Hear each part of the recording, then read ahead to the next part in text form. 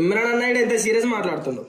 ఇదో చూపిస్తా ఎంత సీరియస్ మాట్లాడుతున్నాడు. ఎమోషనల్ విషయం పడ్డా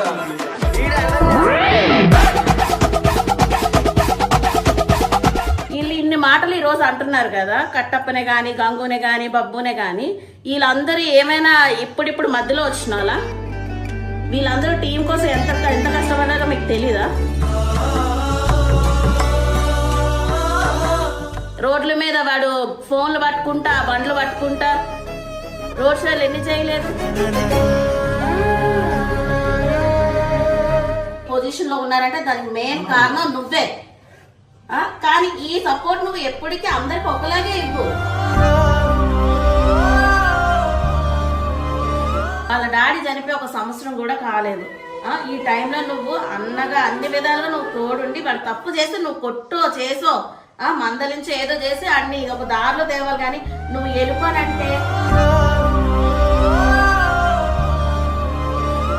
ఈడు కొన్ని మారాలి. నువ్వు పెద్దోళ్ళతో ఎలా మాట్లాడాలో కొన్ని మాటలు చూసి మాట్లాడాలి. నువ్వు వాళ్ళకి సపోర్ట్ చేసి జర మమ్మల్ని ఏదో దగ్గరట్టు చేస్తున్నావు కాబట్టి మాకు బాధ అనిపించి మేము మాట్లాడుతున్నాం అన్న.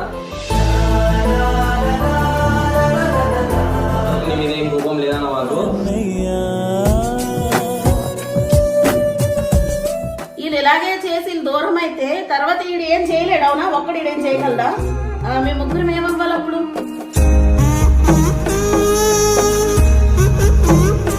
కానీ వాడు వద్దు అనేసి వాడిని దూరం పెడితే మాత్రం మేము ఆగమవుతాం. వాడితో పాటు మేము ముగ్గురం కూడా ఆగమవుతాము. కాస్త జాలి పడరా.